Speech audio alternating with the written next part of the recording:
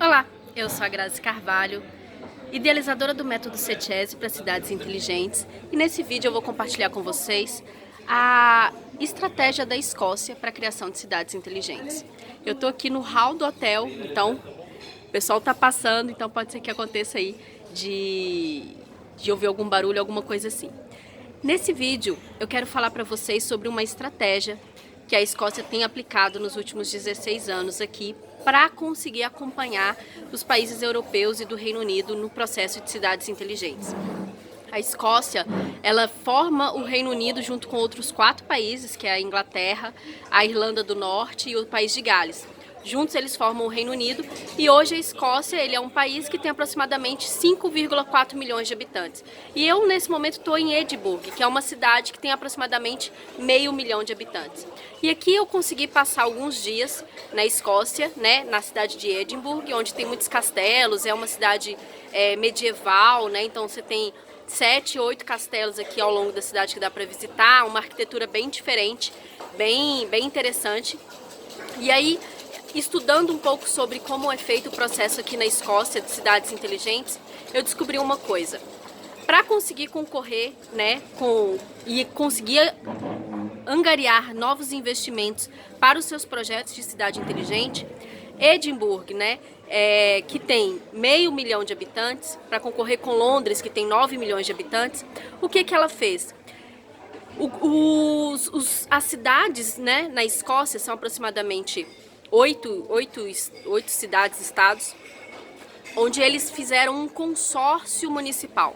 Um consórcio entre 6, 7 cidades na Escócia, onde juntos eles têm aproximadamente os 5,4 milhões de habitantes, que são a população da Escócia como um todo, né? A Escócia ele é um país. Então, aqui a divisão ela é um pouco diferente, né? Mas basicamente o que eles fizeram? Uniram 7 a 8 cidades, e essas cidades, elas juntas constituíram um consórcio municipal, e esse consórcio municipal ele tem como foco a aplicação em 4 eixos principais de cidades inteligentes. Serviços, e dentro de serviços eles pegam mobilidade, saúde, água, saneamento, iluminação pública. Na parte de dados abertos, então tornar a informação acessível a todo mundo, esse é um eixo de cidade inteligente que eles aplicam aqui. Um outro eixo é a questão da infraestrutura, mas não a infraestrutura básica, porque a infraestrutura básica aqui eles já resolveram. Aqui é a questão da infraestrutura inteligente, a infraestrutura adicionada com a questão da internet das coisas, com os sensores, né? Os sensores coletando informação para poder suprir a governança de informações técnicas para que eles possam, então, tomar o processo de decisão deles. Então, basicamente, é serviço, serviço e no serviço aqueles 5 eixos, né? Educação não. Saúde, mobilidade, água, esgoto e iluminação pública. A questão da infraestrutura, a infraestrutura relacionada com IoT, a questão de dados abertos, né, disponibilizar informação para o cidadão. E aqui também tem uma questão que é da Smart Community. O que é o Smart Community? É a parte de tornar o trabalho móvel, a pessoa não precisar se deslocar até um espaço físico para conseguir trabalhar. Dá a ela acesso a todas as informações que ela precisa, que ela possa trabalhar de casa. Então esse também é um eixo de políticas públicas que estão relacionadas aqui na Escócia e que não pega só Edimburgo, pega todos esses essas 6, 7 outras cidades que foi feito o consórcio municipal. Foi criada uma instituição, né, que é chamada de a Aliança desses municípios, onde essa instituição é quem organiza toda essa parte do consórcio e da captação de recursos e acompanhamento dos projetos. Então existe um CNPJ, né, que faz o gerenciamento desse processo, e esses 6 municípios que trabalham em conjunto, 6, 7 municípios que trabalham em conjunto, justamente para conseguir ganhar força em termos de impacto social e econômico na hora de ter que brigar por fonte de recurso com os municípios maiores, né? Então eles se unem e criam um projeto comum. O fato de se unirem em consórcio, ele cria esse processo que é de facilitação de angariar o recurso. Por quê? Por que é mais fácil conseguir recurso para um consórcio de municípios do que para municípios menores que querem atuar sozinho? Por vários motivos. O primeiro que é um processo único para vários municípios, então todo mundo consegue angariar, né? Juntos consegue ser mais forte nesse sentido.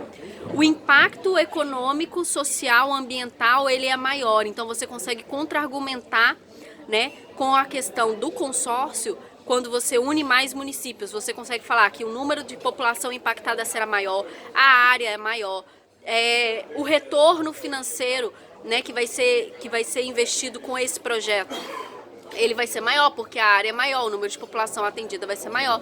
Então, assim, inclusive para as empresas que prestam o serviço, é muito mais interessante pegar um conjunto de municípios do que municípios menores. No Brasil, a gente tem essa questão de que 90% dos nossos municípios tem menos de 50 mil habitantes. E muitas vezes o que acontece é, as empresas elas estão brigando para atender os municípios maiores, né? E os municípios menores ficam sem ter empresas que os atendam, porque na hora de fazer a viabilidade econômica do projeto ele não atende. Então como que você resolve isso? Com o consórcio municipal. Você junta 8, 9, 10 municípios e vocês juntos vai ter a força de um município grande, né? Só que a área atendida é muito maior. Para a empresa é muito interessante trabalhar com consórcio, porque é um contrato só e ela já pega 10 municípios, né? E a questão do impacto da infraestrutura viabiliza, né, o processo de implantação dos projetos, justamente porque você não vai fazer para um município, você vai fazer para 10, 15 ao mesmo tempo. Então, independente se é na área de mobilidade, saneamento, geoprocessamento, a parte de cadastral, é super interessante você olhar esses tipos de projetos que são mais caros, né, de serem feitos em consórcio municipal. E aí você institui uma agência para poder fazer o gerenciamento desse projeto e a validação, alguma coisa nesse sentido, né? Uma OCIP, alguma coisa nesse sentido para poder fazer o controle e o gerenciamento desse projeto. Um outro ponto aqui que a gente precisa ter em mente é o seguinte: aqui na Escócia, o projeto de cidades inteligentes com o consórcio municipal já vai para 16 anos de implantação. Então eles já estão bem adiantados nesse processo. No Brasil a gente ainda nem começou pensando em projetos de cidades inteligentes em consórcio, né? Isso aqui eu ainda desconheço um projeto que já tenha iniciado, né? Estou falando aqui de 4 de janeiro de 2020, eu ainda não tive contato com nenhum projeto de cidade inteligente estruturado, envolvendo vários eixos com consórcio municipal, o que é uma grande oportunidade que a gente tem aí, não só para os municípios, mas também para os consultores, né? Pensar em ajudar o Brasil aí no atendimento dos objetivos do desenvolvimento sustentável, do cadastro urbano, da questão da mobilidade, infraestrutura e iluminação pública, pensando em consórcio municipal. Isso é uma oportunidade para todo mundo. Então é interessante a gente começar a pensar nisso aí. Outra coisa que eles fazem aqui, que eu queria ressaltar, é a questão da infraestrutura smart. O que é infraestrutura smart? Aqui eles, na Escócia em específico, eles estão com um projeto de infraestrutura smart relacionado com a iluminação pública. Então, só que a iluminação pública aqui não é só trocar pelas lâmpadas de LED, não é só fazer a troca das lâmpadas. A iluminação smart, né, a infraestrutura smart pautada na iluminação pública aqui, ela vai para além da troca das lâmpadas. Ela vai para aproveitar a infraestrutura da iluminação pública para que ela seja base para atender e constituir a infraestrutura da cidade inteligente. Como assim, Graça? Não estou entendendo. Vou explicar. É como se você usasse toda a infraestrutura da iluminação pública, né, os postes, para você colocar sensores nos postes e não só a luz ficar acendendo e apagando sozinha, né, de acordo com o processo que a pessoa, ele identifica o sensor, um sensor que identifique se tem pessoa ali ou se não tem, se tem carro, se não tem, aquela coisa. mas também de coletar informações para alimentar uma central. E essa central ali você vai conseguir criar vários indicadores para conseguir ter uma infraestrutura inteligente a ponto de gerar informação para que você possa usar essa informação no seu processo de criação de políticas públicas. Esse é o que está sendo feito aqui. Então não é só trocar a lâmpada, né? Não é só fazer a energia ser mais eficiente em termos de consumo, mas também em termos de aproveitar a infraestrutura que já existe para poder disseminar sensores pela cidade, e esses sensores vão coletar informações que sejam do interesse da gestão pública, dos gestores, né, dos líderes, e essas informações elas são enviadas para uma central de comando. Essa central de comando, central de operação, sala inteligente, sei lá qual é o nome que você queira dar para isso. Isso vai começar a processar esses dados e vai criar uma série de indicadores que vai te ajudar a ter uma análise quase que em tempo real de qual é a cidade que você tem, do que está funcionando, do que não está funcionando, os índices de segurança, índices de iluminação, índices de pluviosidade, se tem possibilidade de inundar, se aquele rio está com o nível acima ou abaixo, se está chovendo muito e está correndo risco de ter desmoronamento em alguma área da cidade. Então tudo isso os sensores conseguem informar para a gente e nos dá essa informação. Mas para isso não basta colocar os sensores nos postes, você precisa ter uma infraestrutura de TI, um centro de operação com computadores, com servidores, com profissionais, analistas de dados geográficos e analistas de dados tabulados, né?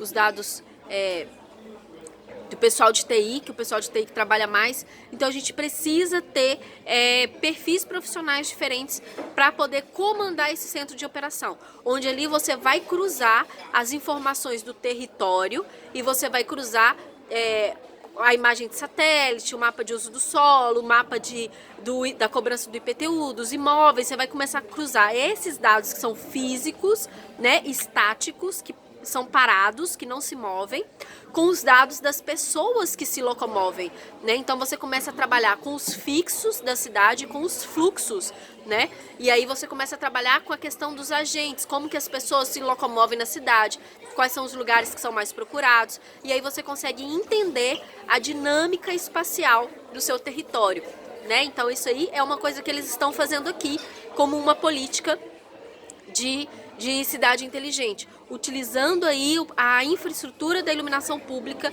para poder aplicar esses sensores e fazer não só uma questão de eficiência energética, mas também de infraestrutura para poder ajudar a entender melhor a cidade que temos, para conseguir então alcançar aí a cidade que queremos. E tudo isso relacionado com uma política de dados abertos. O que são dados abertos? Os dados têm que estar disponíveis na internet de forma acessível, que qualquer pessoa consiga entender. Por que eles fazem isso? Porque o processo de cidade inteligente está relacionado com o processo de segurança, né? Está relacionado com o processo do encantamento da cidade. E como que você pode se tornar um cidadão encantado pela cidade que você vive, se você não conhece a cidade que você vive, se você não sabe quais são os projetos que estão acontecendo ali, se você não sabe o que está acontecendo na cidade, né? Então não só a gestão pública precisa ter uma visão geral de tudo o que acontece na cidade, mas também o cidadão.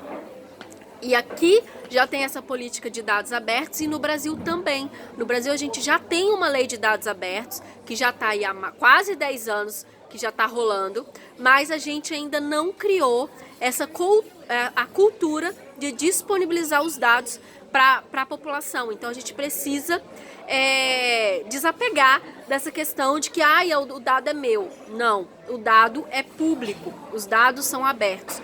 Todos os dados que estão dentro das instituições públicas, município, estado e União, são dados públicos. Logo, eles devem ser disponibilizados de forma aberta para o cidadão. Aqui eles já estão fazendo isso. No Brasil, a legislação já está pronta, só que a gente precisa organizar a nossa informação para poder disponibilizá-la. né? Porque uma coisa que a gente tem no Brasil muito é essa questão de que a gente tem o dado, mas internamente tá meio bagunçado. Eu tenho passado por várias instituições e vejo que a forma da estruturação do dado ela ainda é desorganizada. Então a gente precisa arrumar a casa, organizar os nossos dados para que a gente possa disponibilizar a informação que seja uma informação correta e que dá aí qualidade de dado, né, para o cidadão poder usar. O cidadão, o setor público, o setor privado, todo mundo. Não faz sentido a gente ficar pagando, né, 3, 4 vezes pelo mesmo dado. Se alguém já comprou esse dado tem que ser disponibilizado para que os outros possam usar desse dado e a gente use o recurso para comprar outro dado que ninguém tem ainda e não ficar pagando 4, 5 vezes pelo mesmo dado, né? Então, assim, isso é muito comum dentro das prefeituras brasileiras, né? O setor de urbanismo compra a imagem de satélite e o setor de meio ambiente compra a mesma imagem de satélite e aí vai o recurso que poderia ser usado para comprar um dado de uma qualidade maior, poderia ter unido esse recurso das duas secretarias para comprar uma imagem de ortorretificada, por exemplo, e aí você precisa que tenha um detalhamento de 10 centímetros e você se prende aí a uma imagem de satélite de 50 centímetros. E por quê? Porque não houve comunicação interna entre secretarias. Isso acontece demais, isso eu vi assim em várias prefeituras e isso não é eficiente, isso não é comportamento de cidade inteligente. Cidade inteligente ela não paga 2 vezes pelo mesmo dado. Ela paga uma vez e esse dado é disponibilizado para todo mundo, para que todo mundo consiga ter acesso a essa informação e criar as políticas públicas que precisam ser criadas. É claro que tem os dados sigilosos, é claro que você não pode disponibilizar algumas informações que são críticas, mas informação básica, o dado bruto, ele deve ser disponibilizado, né? Uma outra coisa que eles fazem aqui também é a questão, né, eu falei dos dados abertos, é a questão de testes, né? Eles, sempre que vai fazer um processo de algum projeto de cidade inteligente, não se contrata o projeto inteiro para os 6 municípios. Se contrata para um pedacinho, faz um teste, vê se vale a pena. É o que a gente fala de fazer um projeto piloto. Faz um projeto piloto, faz um pedacinho, vê se aquilo funciona, vê se aquilo ali atende, até porque o projeto piloto é muito mais barato. Então você faz um teste, avalia se aquilo ali vai dar o retorno que você quer, e aí dando o retorno, aí você vai e contrata para todos os municípios que estão no consórcio. Isso aqui também é super indicado, sobretudo quando a gente está falando de tecnologia. E sobretudo quando a gente não conhece a empresa, né, a qualidade do serviço que está sendo prestado. E aí, gente, uma coisa que a gente precisa ter em mente é o seguinte. Em processo de cidade inteligente, que são normalmente projetos mais caros, né, que vai envolver muita tecnologia e grande recurso, você nunca compra, nunca faz um processo de licitação por preço unicamente. É sempre técnica e preço. E sempre com se possível, sempre que possível, um teste da viabilidade e da qualidade do serviço que está sendo prestado. Principalmente se você está trabalhando com questão de dados para imageamento da cidade e cadastro para fins de atualização de IPTU. Se você vai fazer o georreferenciamento da cidade, é preciso que dentro do processo da licitação você faça um pedido de teste, tá? Peça uma amostra da qualidade do dado, mas não a amostra do dado que ele já fez em algum outro município. Você entrega um pedaço da imagem de satélite do seu município, entendeu? Ou pede eles para fazerem um levantamento de um determinado bairro e fazer o processo de toda a vetorização daquele pedaço já no processo de licitação. Você pode fazer isso se for um processo de técnica e preço, onde no período da técnica, na etapa da técnica, você vai pedir uma amostra, tá? Uma amostra do que você está contratando. Então, se você está contratando o processo de imageamento mais atualização, do dado, você vai pedir eles para fazerem um voo num determinado bairro do seu município, e aí vai pedir eles para georreferenciar, vetorizar, fazer toda uma análise, mas de um pedacinho, tá? De um bairro pequenininho. Porque é uma amostra, né? Não pode ser da cidade inteira. É uma amostra, só para você ver a qualidade do serviço que está sendo entregue.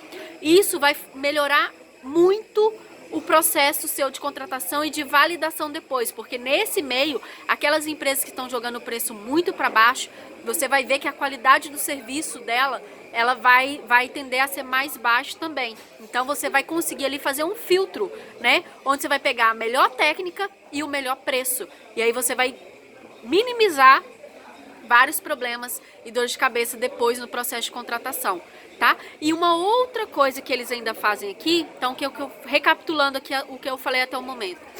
Os processos, qual que é a principal estratégia da Escócia para o processo de cidade inteligente? Consórcio municipal.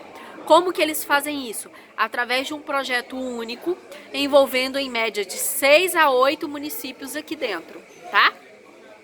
Juntos, esses municípios têm uma população de aproximadamente 5 bilhões de habitantes, então são cidades relativamente grandes, ok? E aí, mas isso não impede de ser aplicada a mesma estratégia para município pequeno, tá bom? Então vocês podem fazer isso com os municípios de vocês, dentro do seu consórcio, dentro dos municípios da sua associação municipal ou da bacia hidrográfica. Você consegue unir os municípios e trabalhar em conjunto. Então, olha só, faz o consórcio municipal, junta aí um número de municípios que torne viável economicamente o projeto. O projeto, ele tem que ser o mesmo projeto a ser aplicado para todos os municípios. Então, vai ser preciso criar um conselho dentro desses municípios para definir quais são os projetos. Na Escócia, quais são os projetos que eles têm? Serviço. Dentro de serviço, eles pegam mobilidade, saúde, água, esgoto e iluminação pública. Eles pegam esses 5 serviços, ok? Para todos esses municípios. Na área de infraestrutura, eles pegam a parte de infraestrutura relacionada com IoT, com internet das coisas, sensores. E aí eles usam muito a infraestrutura da iluminação pública para poder aplicar todos esses sensores que vão ficar coletando dados, porque aqui a infraestrutura já está implantada. Eles não precisam fazer duplicação de via, eles não precisam fazer nada disso, isso aqui já está tudo pronto, tá? Por isso que eles já estão num nível mais avançado. Então aqui a infraestrutura deles está relacionada com a infraestrutura smart. No Brasil, a gente tem que implantar a infraestrutura, mas já que você vai implantar a infraestrutura, por que você também já não traz esse olhar da infraestrutura smart? Então você pode conjugar as duas coisas. Implanta a infraestrutura já com sensores, entendeu? Então vai colocar a infraestrutura de saneamento, já coloca a infraestrutura de saneamento com sensores para ela poder ir te avisando da qualidade, da manutenção, porque a própria infraestrutura te fala, tá rachado, tá com vazamento, os sensores vão te avisando, entendeu? Eles vão fazendo esse monitoramento. Então você consegue fazer, mas para isso o dado também tem que ser georreferenciado. Então toda a infraestrutura implantada, ela tem que ser georreferenciada, ok? Então você põe a infraestrutura inteligente, a infraestrutura que trabalhe para você. Não é você que tem que ir lá ficar fazendo manutenção da infraestrutura. A infraestrutura te fala quando tem que se dar da manutenção. Essa que é a diferença. E já existe tecnologia para isso hoje. A outra coisa é dados abertos. A gente precisa disponibilizar essa informação para que as pessoas entendam, né? A informação, ela é hoje o maior recurso que temos, né? Ela é chamada de um novo petróleo. Então você consegue fazer muita coisa com a informação do seu município, atrair novos investimentos, atrair novas empresas, dinamizar a economia com as informações organizadas. Então a gente precisa organizar, porque no Brasil a gente ainda sempre tem que fazer essa associação. Aqui eles já estão disponibilizando a informação. No Brasil a gente precisa organizar a informação já pensando em disponibilizá-la. Né, organizar de forma que ela possa ser tornada pública, né? E uma das coisas aí que a gente vai ter nesse sentido no Brasil é a questão do Sinter, né, que é o Sistema de Informação Territorial que a Receita Federal está organizando e que está todo mundo integrando os seus cadastros com o cadastro da Receita. Prefeituras vão ter que integrar, cartórios, conselhos profissionais. Então a gente está passando por esse processo. Se você não sabe ainda o que é o Sinté e como que isso funciona, dá uma olhada no meu canal, porque lá tem um vídeo só explicando o que é o Sinté, tá bom? E a outra questão é a questão também dos financiamentos, que é o último ponto que eu quero falar para vocês. Como que eles conseguem estruturar e angariar recursos para financiamento de projetos de cidades inteligentes. Aqui existe o próprio governo federal, ele tem linhas de financiamento para projetos de cidades inteligentes, tá? E aí aí tem o governo federal, tem linha e tem fontes que para nós são internacionais, mas as fontes são daqui da Europa. Você tem o H2020, você tem algumas linhas, algumas ONGs, tá? Algumas instituições internacionais que têm recursos disponíveis para projetos. Esses projetos, alguns são a fundo perdidos, outros não, tá? Mas basicamente, para ter acesso a essas fontes, você tem que escrever o projeto, delimitar quais são os objetivos, quais são as metas, quem são os responsáveis, tá? E falar o prazo de execução de cada projeto, como que vai ser o processo de contratação, tudo assim, já tem que estar tudo minuciado, né? Porque é uma linha de financiamento que aí ele vai financiar o seu projeto por um período e aí ele vai fazer uma validação, vai ver se tá dando certo. E aí, dando certo, ele renova a linha de financiamento para você e por aí vai. No Brasil, a gente consegue ter acesso a essas linhas também, só que tem que escrever o projeto e tem que escrever em inglês, né, para submeter aqui para fora. Mas tem linhas de financiamento no Brasil também, tá? Que a gente consegue. E uma coisa, como que eles começaram esses projetos? Sempre começam por projetos que se pagam, tá? São projetos que você vai pegar dinheiro emprestado, mas esse projeto vai trazer dinheiro para dentro do caixa. E quais são esses projetos basicamente? Projetos que estão relacionados com eficiência, né, de iluminação pública, porque é um projeto que no Brasil a gente ainda tem uma tarifa que é específica, né, para poder implantar o projeto de iluminação pública. Então você não precisa trabalhar não precisa pegar dinheiro do recurso da prefeitura, você tem a taxa específica, esqueci o nome da taxa agora, mas você tem uma taxa específica para iluminação pública. A questão do georreferenciamento da cidade, esse também é um projeto que se paga. Por quê? Porque você vai contratar, ele vai fazer a atualização do IPTU e em média é que a arrecadação aumente em 40% já no primeiro ano de arrecadação do IPTU, né? Então ele se paga e dependendo do quanto mais desatualizado estiver o seu cadastro, maior é o seu processo de arrecadação. Então esse também é uma sugestão aí de projeto. Por onde começar o projeto de cidade inteligente? Por projetos que se paguem. Exemplos de projetos que se paguem: iluminação pública, onde você consegue colocar, para além da mudança das lâmpadas, sensores, e você consegue inclusive colocar toda aquela infraestrutura da central de operação, da criação de uma sala com vários computadores que vão ficar calculando os indicadores. Esse é um tipo de projeto que você consegue colocar dentro do projeto de iluminação pública, porque você vai usar como argumento que você precisa ter essa central de controle para ficar monitorando todos os sensores que são colocados na iluminação pública, todos os postes, e então você tem que criar essa infraestrutura. Uma vez que você cria essa infraestrutura, você consegue, com o geoprocessamento, né, mapear toda a cidade e integrar com os dados da iluminação pública. Então isso também, e aproveitar aquela infraestrutura da central de comando que a iluminação pública te proporciona, para poder fazer a central de comando da cidade inteligente.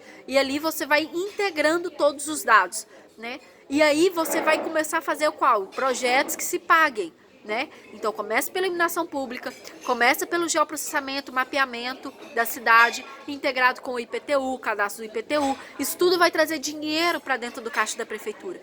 Depois que você trouxer dinheiro, né, e estabilizar o caixa da prefeitura, aí você vai poder investir em projetos que não se pagam, ou que se pagam em um tempo mais longo, né? Precisa de um tempo maior para ter esse retorno. Mas basicamente fica essa sugestão. Pensando aqui, esses são os 2 projetos mais lucrativos para se iniciar um projeto de cidade inteligente. É o geoprocessamento associado com a iluminação pública, que vai trazer também a central de comando da cidade inteligente. Então fecha com isso e a gente usa aqui essa inspiração que a Escócia nos trouxe para poder vincular os nossos projetos de cidades inteligentes para municípios pequenos. Consórcio municipal vinculado a um projeto, define quais são as linhas de interesse e coloque principalmente nessas linhas o mapeamento das cidades e a parte de iluminação pública. Os outros projetos vocês veem quais são os interesses locais que vocês têm. Por que esses 2 obrigatórios? Porque eles se pagam, eles vão trazer dinheiro para dentro da prefeitura. Então você vai pegar um empréstimo para poder fazer o projeto e esses 2 vão pagar o empréstimo. Então você não vai ter dívida, você não vai acabar um projeto com dívida. Esse é o principal princípio da cidade inteligente. Ela tem que ser, sobretudo, sustentável também no lado econômico, tá bom? Eu vou ficando por aqui, espero que você tenha gostado dessa dica e deixa aqui os seus comentários, marca as pessoas que você acha que acredita que poderiam gostar desse vídeo, deixa aqui suas dúvidas que eu vou respondendo sempre que possível, tá bom? Até mais e a gente se encontra no próximo vídeo.